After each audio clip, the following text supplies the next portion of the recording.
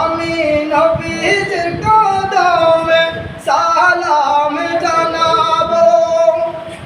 মদিনার যাত্রী আমার আরজি শুনো না, নবীজির কদমে আমার সালাম পৌঁছাও না। নবীজির কদমে আমার সালাম পৌঁছাও না। তোমার কাছে আমি নবীজির খুশবু পাবো। আমি জীবনে একবার মদিনা যাব। আমি নবীজির